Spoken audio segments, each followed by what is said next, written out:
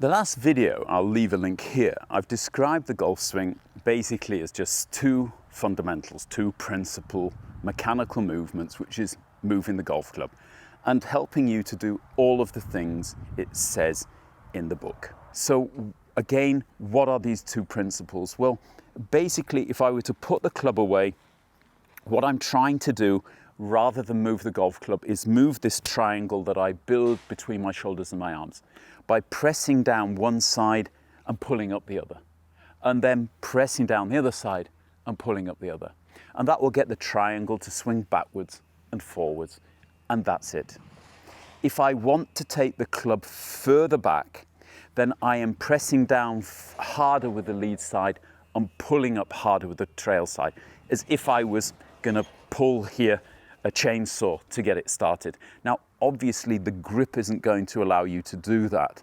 So what's gonna actually happen is, as you take the club back and you're pulling the trail side, the trail hand up towards you, pushing with the lead hand away, which by the way is keeping the lead arm straight, which apparently is in the book, you're going to feel as if you were almost like pulling a bow.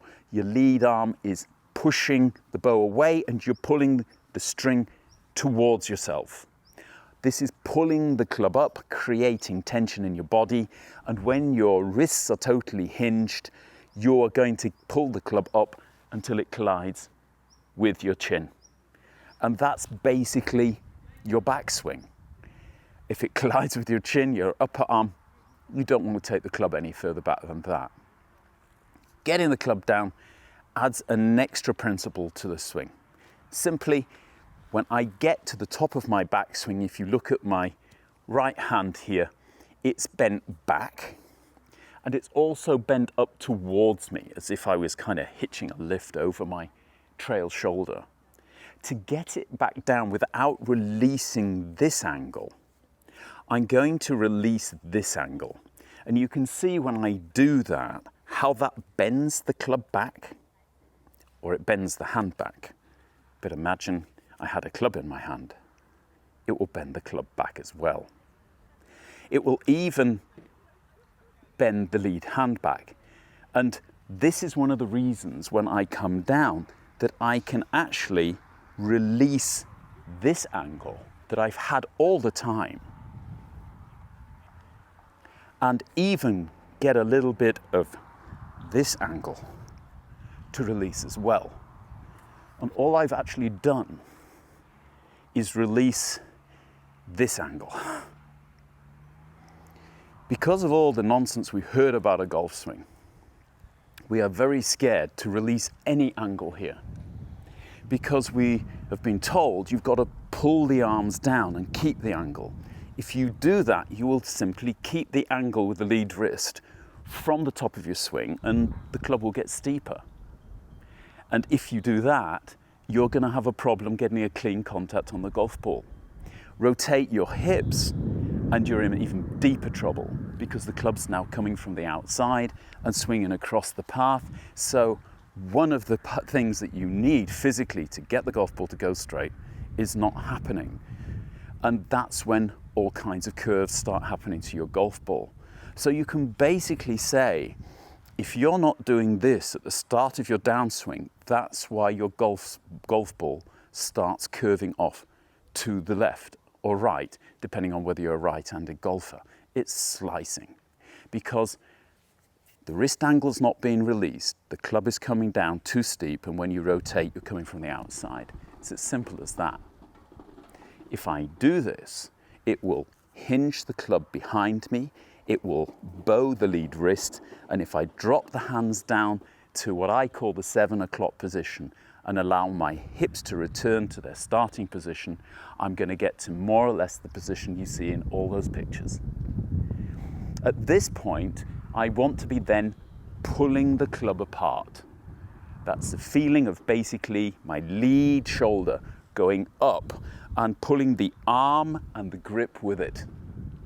And as the lead shoulder goes up, my lead side extends and I push down with my trail side, releasing this angle and basically a feeling of really kind of just giving the ball a whack on its bum. My arm straightens through to what I call the 4 o'clock position. You see this position emerge from every good golf swing. And then basically relax, allow the club to overtake, stand up into the end position, and don't forget to smile for the camera.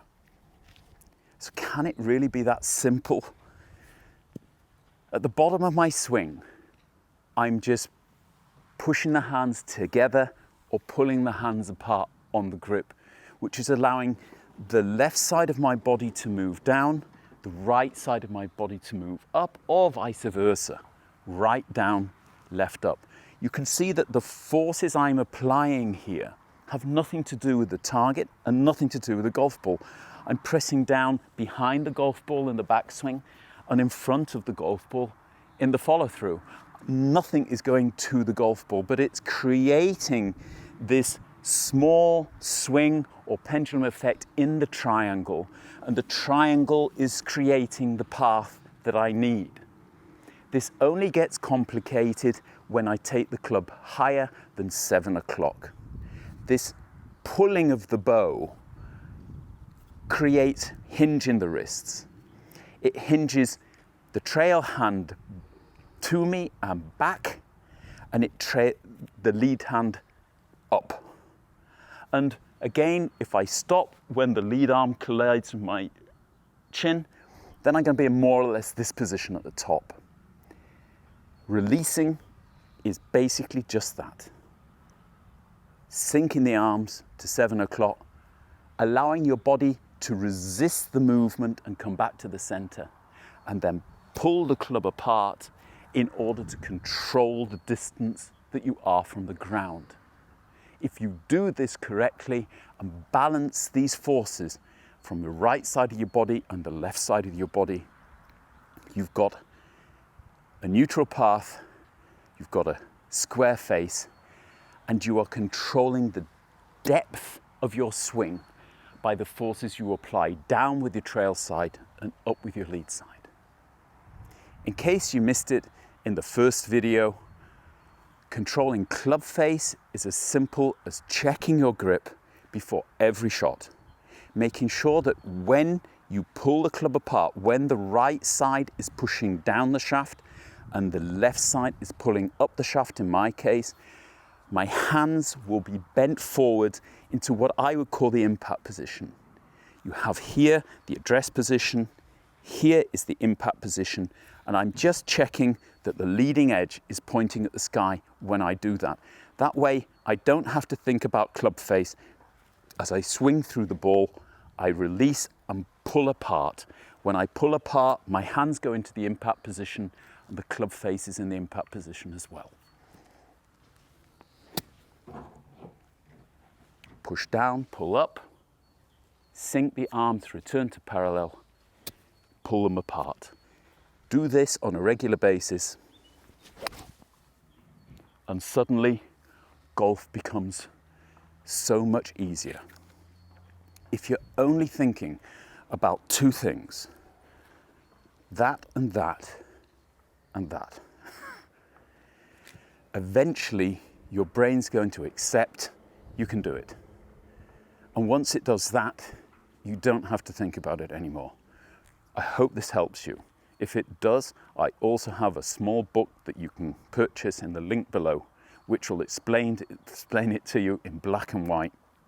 I'll be updating this on a regular basis as an ebook, so if you buy it once, you'll always get regular updates if I change anything or find a better way of explaining anything.